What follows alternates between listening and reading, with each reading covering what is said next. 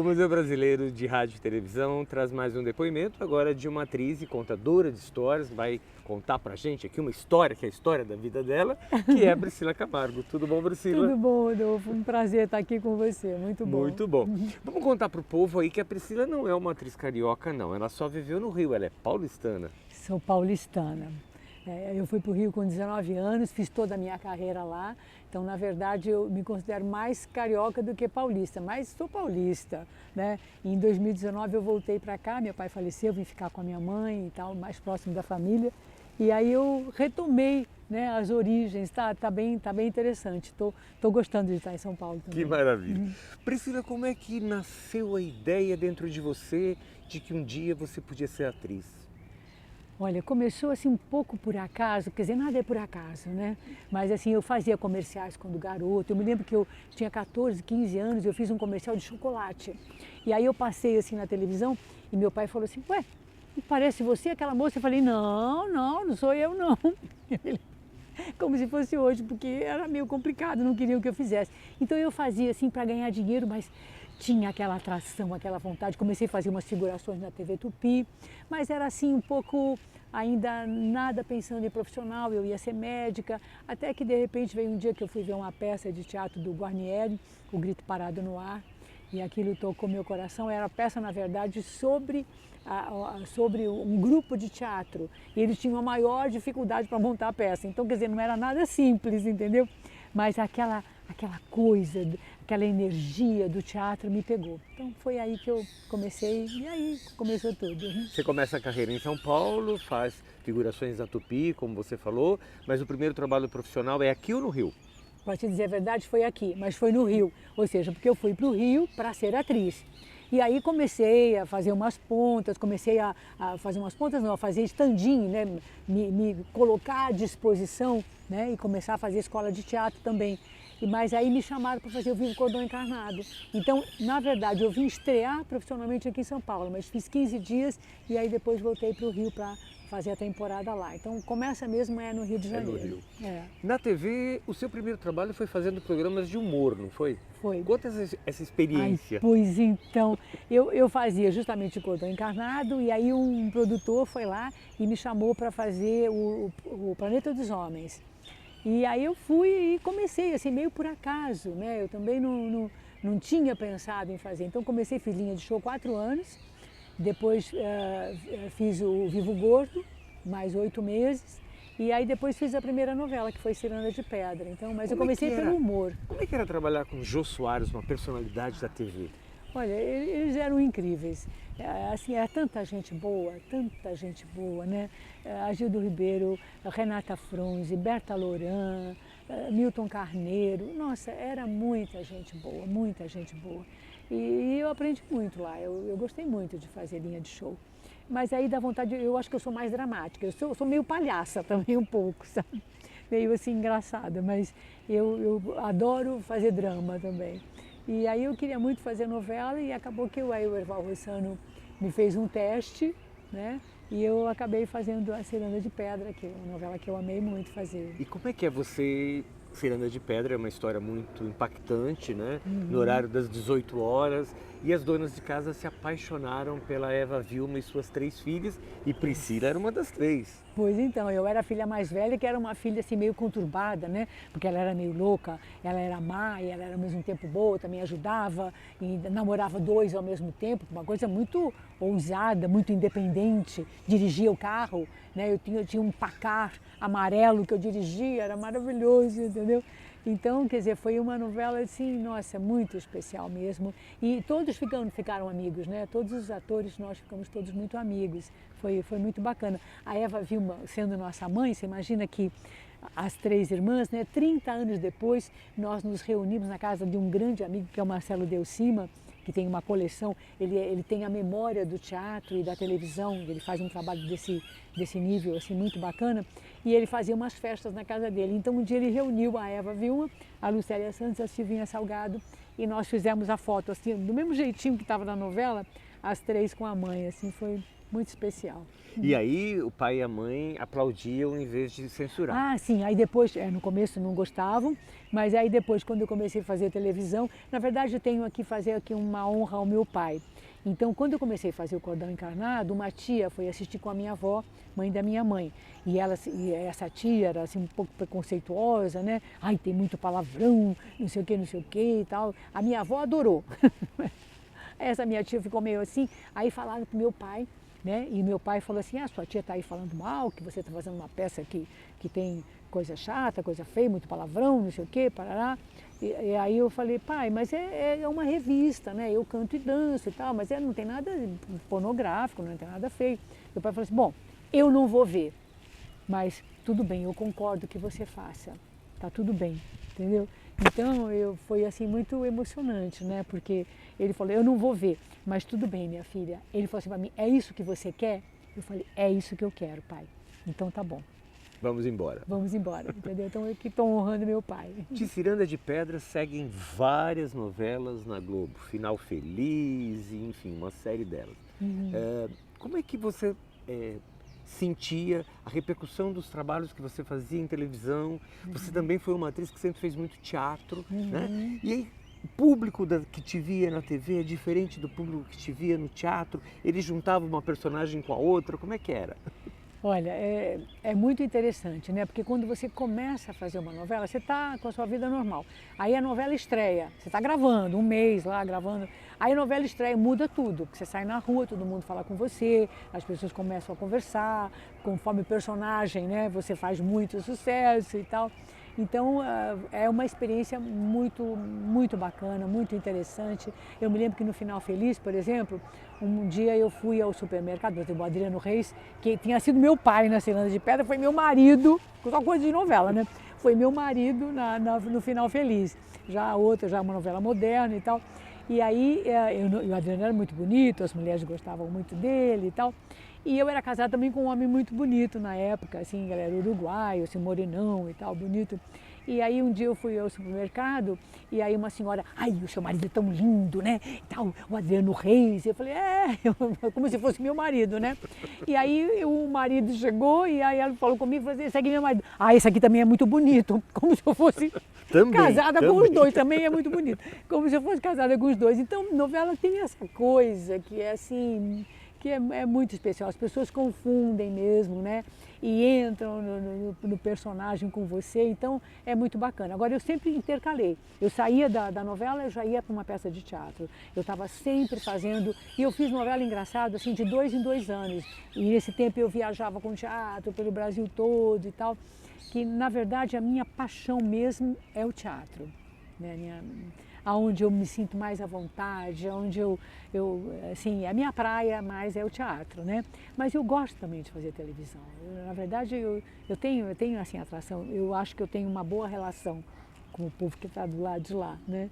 Então também é bacana. Então a gente vai vivendo, né? Vamos misturando uma coisa e outra. Os personagens que você fez foram sempre personagens mais dramáticos. Você nunca em novela teve um personagem na linha do humor? Não, em novela sempre foi mais dramático, né? E tenho cenas assim memoráveis, por exemplo, na novela Quem é Você, que a personagem era meio boba, assim, uma mulher boba, assim, tal, muito sem sal, né? Mas aí ela é traída, era até o Flávio Galvão que fazia o marido. Então ele me trai, né, com a mais nova, muito linda e tudo. E aí eu tenho umas cenas dramáticas assim maravilhosas, assim inesquecíveis. Fui até aplaudida aí pela equipe, né, naquele momento da novela, no final da novela Quem é Você. E aí ela tem uma mudança, inclusive. Aí ela passa toda uma transformação, deixa de ser aquela pessoa bobinha que ela era e tal. Mas então eu sempre fui muito assim do drama, sempre gostei muito. Tenho facilidade em chorar, entendeu? O Erval Rossano falava assim para mim, Priscila, não chora agora para não borrar a maquiagem no ensaio, entendeu? Então aí eu vou chorar na hora. Então eu tenho assim uma verve assim do drama que eu gosto de trabalhar. Um personagem que a Priscila fez em televisão e adorou? Tem um personagem preferido? Olha, todos tiveram coisas interessantes. A Ciranda de Pedra é ao concurso, porque foi a primeira, e porque a novela era linda, e a Otávia era um personagem maravilhoso, né? Então, até hoje, sabe que até hoje em Portugal as pessoas me falam da Ciranda de Pedra, e que eu era a menina Otávia, né? A menina Otávia. Então, essa foi muito especial. Mas teve, por exemplo, o próprio Final Feliz, Direito de Amar também é uma novela de época, né? Passava em 1900. Então, foi uma novela muito especial, onde me aconteceu um momento especial que eu sofri um acidente no meio da novela, né? Fiquei 1 mês e meio sem fazer a novela e voltei. Podia não ter voltado, né? Porque foi um acidente muito grave, tive uma ruptura do fígado em 3 lugares, tive uma experiência extracorpórea, como se chama, né? De uma EQM, né? Uma experiência fora do corpo. Então foi uma experiência assim muito rica e inesquecível para mim, né? Onde eu me vi morta, me vi ali no carro, né? Vindo de uma gravação da novela. E aí passou toda a minha vida, essa coisa que dizem, né, que todo mundo fala dessa experiência, eu não cheguei a ver a luz não, mas chegou a passar toda a minha vida. E aí, em cada pedacinho assim do fotograma passava um pedaço da minha vida. E aí depois eu falei, aí eu olhei para baixo e eu vi o carro sem capota e eu assim caída, e aí falei, eu morri. Aí uma voz do meu lado falou, tá vendo, você morreu. Morri? Mas se eu morri, como é que eu estou pensando? E aí, quando eu falei isso, eu voltei para o carro, entendeu? Então, foi assim, uma experiência incrível. Eu rompi o fígado em 3 lugares, fui operada, tive hemorragia interna, quase fui, mas não fui, entendeu? Não era ainda a minha hora. E deu para voltar em O Direito de Amar ainda. Deu para voltar no Direito de Amar. E aí, os textos foi muito lindo, porque o Walter Negrão fez o texto assim, muito lindo, como que eu retornei do lugar onde eu vim, tinha toda era todo metafórico, sabe? Ele tinha todo duplo sentido, foi assim... Muito emocionante, muito emocionante. Então, assim, todas as novelas teve partes, assim, legais, sabe? Até a última, né, que foi a última, a mais recente, que foi a Lei do Amor, né? Que é também da Maria Adelaide Amaral, também teve uma experiência bacana, onde eu fiz, né, mãe do Daniel que tinha problema com droga, então eu acho que foi uma colocação, assim, bacana da novela, né? Então, enfim... Todas as novelas têm, assim, alguma coisa que a gente fica no coração da gente, né? E a Priscila não está atualmente fazendo televisão porque não tem uma proposta ou foi uma decisão sua? Olha, na verdade, eu me afastei da televisão por conta de contar histórias, né? Eu comecei a contar história, eu não queria fazer nem teatro comum e nem televisão, porque eu achava que ia me confundir, ia me atrapalhar. Eu queria fazer uma coisa que era muito diferente na época. Agora já muitos contadores de histórias, né? Na época era muito diferente, que eu queria levar o contador de histórias para o teatro. Então eu estava juntando as duas coisas. Então eu não queria misturar, para poder ser uma coisa realmente assim única e contador de histórias mesmo de verdade, né? E chegou um dia, Rodolfo, que eu pensei assim, nossa, faz tempo que eu não faço televisão, fazia 8 anos, e eu nem me lembrava da televisão. Sabe? Aí eu comecei a fazer uns movimentos, comecei a ver que estava tudo diferente, tinha mudado muita coisa, muita gente. E aí, 11 anos depois, foi que eu tive o primeiro contrato com a televisão, quer dizer, voltando para a televisão depois daquele longo período de pausa de contar a história, né? E a primeira novela foi Tititi, depois foi Sangue Bom, da Maria Adelaide Amaral, e depois A Lei do Amor. Então, foi assim, eu queria ficar sem fazer televisão, mas depois eu falei, gente, daqui a pouco as pessoas não me conhecem mais, né? E aí começou a me dar também uma vontadezinha de fazer televisão. Eu comecei a fazer os contatos e tal, e aí acabei fazendo assim quase que em seguida, com um espaço entre uma e outra, voltando para a televisão. E a contadora de histórias, como é que ela surge assim na sua vida? Aí tem a ver com esse acidente em 87, onde eu tive essa experiência de sair do corpo e tal, parará. Que aí eu comecei a questionar muita coisa, sabe? Eu falei, eu queria fazer textos que tocassem meu coração, textos que pudessem trazer algum benefício para as pessoas. E aí comecei a estudar a contação de histórias, por exemplo, comecei pelos contos sufis, pelos contos zen. E aí eu falei assim, eu vou contar história, é isso que eu quero fazer. Comecei a batalhar por isso, sabe? E aí até eu montar o primeiro espetáculo foi em 96, então de 87, né, até 96 foi um tempo grande. Eu fiquei, acho que em 87, eu fiquei 4 anos sem fazer televisão, quando eu fui fazer a novela Salomé, com o Erval Russano. E aí depois depois de Salomé que eu parei esse tempo maior. E contar história para mim tem a ver com isso, assim, é um trabalho do coração e da alma, sabe? Assim, um trabalho para encantar, para trazer coisas que possam fazer bem às pessoas. Então, é isso que toca mais no meu coração hoje. Todo mundo diz que é difícil trabalhar com crianças, é difícil fazer trabalhos para crianças. E aí, a Priscila acha isso? Não. Eu acho. Não é mole. Criança você não pode enganar, né? Você não pode fazer de conta que está fazendo. Você tem que fazer mesmo para valer, entendeu? Eu tenho uma história assim bem bacana que eu acho, uma vez fui fazer um espetáculo, assim, era criança mais adolescente um pouco, né? E aí quando fazia muita bagunça, aí eu falava, vou parar a história, hein? Vou parar. Parei. Onde é que eu parei? Né? Aí a pessoa falava alguma coisa, né? Aí um dia eu falei, menino, bom, então vou parar, hein? Aí eu falei, menino, onde é que eu parei? Ele falou, você parou no então. Ainda bem que eu me lembrava onde é que eu tinha parado, né? Exatamente, então, né? Mas enfim, então criança é muito especial. E eu tenho contado para criança, inclusive em escola e tudo, né? Até em Portugal, que eu tenho trabalhado muito lá, desde a pandemia, eu tenho trabalhado assim direto. Trabalhei muito antes, mas desde a pandemia direto, né? Que aqui eu não fazia, mas lá eu fazia todo mundo de máscara, só eu que não tinha máscara, né? E aí as crianças lá são iguais. Sabe, é muito legal. A criança é igual em todo lugar, né? Eles ficam ligados, eles perguntam coisa, eles se metem, não está entendendo, pergunta, né? Falam coisas, então é muito bacana. Eu gosto muito de trabalhar para criança também. Você chegou a fazer teatro infantil? Não, sempre fez teatro para adulto. Não, eu fiz 2 peças infantis só, assim, umas participações, uma substituição, teatro mesmo, assim, normal para criança, como eu digo, né? Eu não cheguei a fazer, não.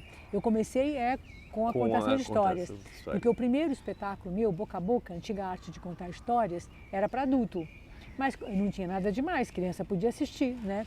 E as crianças iam e gostavam, e às vezes criança gostava da história mais filosófica. Eu falei, bom, vou fazer um para criança, agora mais adequado. Aí eu fiz o Caldeirão de Histórias, que foi o meu primeiro para criança. E aí fui variando, hoje eu tenho 4 para criança e 3 para adultos. Estou para montar um outro para criança com histórias da Norma Bloom e do Christian Andersen também, misturando as histórias, né? E eu gosto muito de fazer para criança, então... Quando você está no palco, seja como contadora de histórias, e você vê a reação das crianças, você pensa que talvez você pudesse estar na televisão fazendo um programa para crianças? Já pensei muito nisso. E cheguei a propor muito para a Globo, para o Roberto Talma, né, para muitos diretores na Globo. Eu cheguei a propor, falei, vamos fazer uma contação de histórias bacana para as crianças, né? Mas olha, não deu certo. Eles não acreditam que isso possa ter sucesso, né? Assim, nesse nível. Mas eu tenho fé. Eu acredito que a gente ainda vai conseguir fazer nesse nível de histórias assim importantes, que passam valores, que passam princípios, sabe? É isso que eu quero, é isso que eu acho bacana. Hoje a Priscila está mais como contadora de histórias do que atriz ou não? Pintou um trabalho como atriz, ela está lá? Não, eu acho que eu estou aberta. Eu sou mais contadora de histórias hoje porque é com o que eu trabalho mais, né? Vou até dar um curso daqui a pouco de contação de histórias, mas eu estou aberta. Se aparecer uma coisa legal de cinema, de teatro, até estão me chamando aí para um trabalho, pode ser que eu faça. Eu gosto de trabalhar. O que for bom, o que for bacana, eu estou aberta para fazer. Você que fez muito sucesso fazendo novelas lá nos anos 80, nos anos 90, como é que você vê a teledramaturgia hoje? Você acha que, na verdade, os textos estão mais para a realidade ou estão mais distantes da realidade? Difícil pergunta essa sua. Olha, eu vou dizer uma coisa para você, eu adoro novela de época, eu acho que eu sou antiga. Eu adoro novela de época porque eu acho, por exemplo, a Globo arrasa nas novelas de época, porque tem todo um trabalho de pesquisa, né? Por exemplo, você tem uma ideia, a gente ensaiava até como as meninas sentavam, o pezinho, né? Que tem que sair, tem que botar a luvinha, tem que botar o chapéu, tarará, como fala e tudo, enfim. Todo esse trabalho assim de pesquisa e de até ensinar os atores é muito bacana. E aí é muito verdadeiro.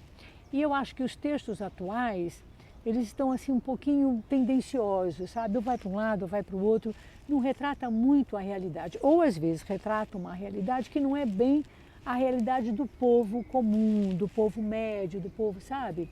Então eu tenho assim muitas restrições às vezes com relação a isso.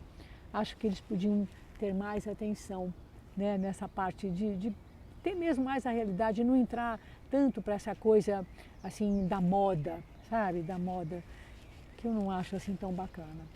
Em teatro, o que você fez que marca você e que, seja como personagem ou como espetáculo em si, o que é que te marcou mais? Eu tive alguns espetáculos que me marcaram profundamente, que foram muito bacanas, fizeram muito sucesso. Foi, por exemplo, A Resistência, da Maria Adelaide Amaral, que foi uma peça muito linda, que fez tanto sucesso. Pra você ter uma ideia, tinha 2 sessões por dia, né? E naquele tempo que a gente trabalhava de terça a domingo, tinha 2 na quinta, 2 no sábado, 2 no domingo, e no Teatro Glaucio Gila, no Rio, e o povo fazia a volta no teatro para a segunda sessão. Então acabava uma, você já emendava na outra, porque sempre atrasava um pouco e o povo já estava esperando, né? Então fez muito sucesso. Eu gostei muito de ter feito essa peça. A Maria Adelaide ganhou prêmio, o Edson Luiz ganhou prêmio, a Estela Freitas ganhou prêmio. Foi um espetáculo muito especial. Eu fiz A Volta por Cima, também com a Tônia Carreiro, o texto do Domingos Oliveira, que era muito bonito. Também foi um texto que me marcou muito.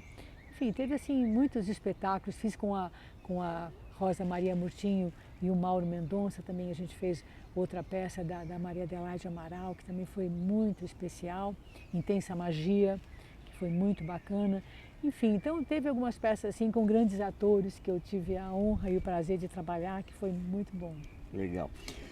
Se eu quiser saber o que a Priscila está fazendo hoje, você tem um blog, alguma coisa que as pessoas podem acessar? Conta aí pra gente, como é que eles acham a Priscila? Pronto.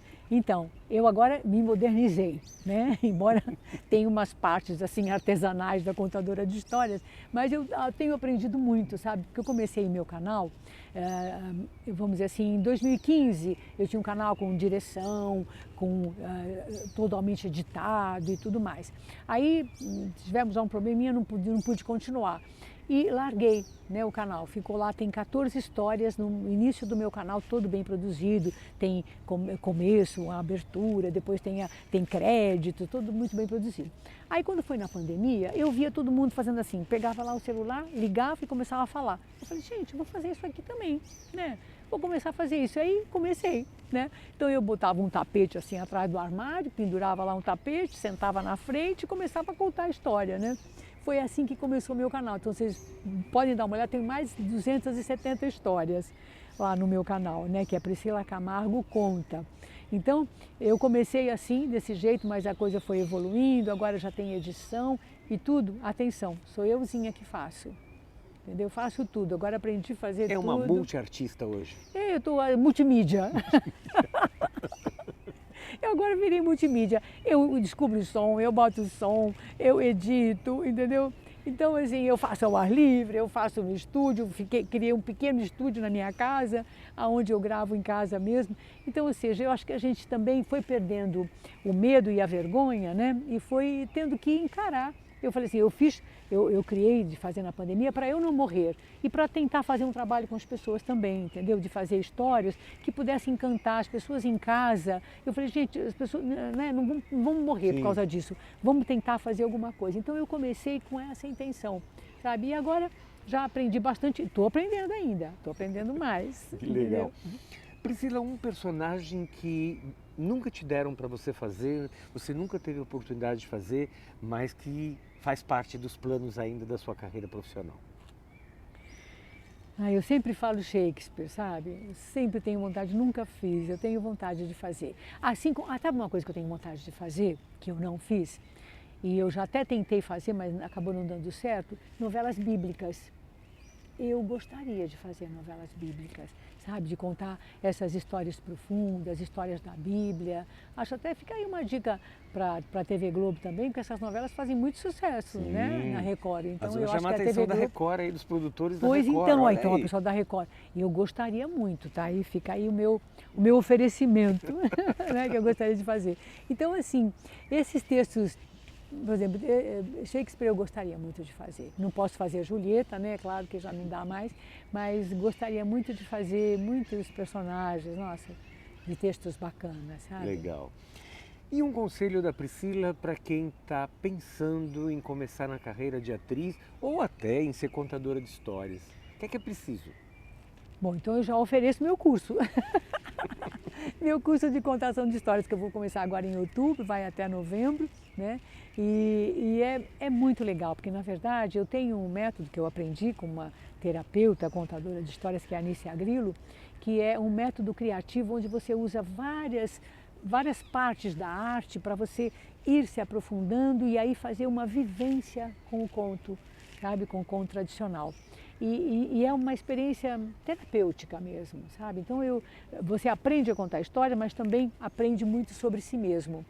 Então isso que eu acho bacana. Então esse meu curso ele tem esses dois lados. Você pode aprender para contar história, você pode aprender para se conhecer e ter um trabalho para melhoria assim espiritual, melhoria interna mesmo.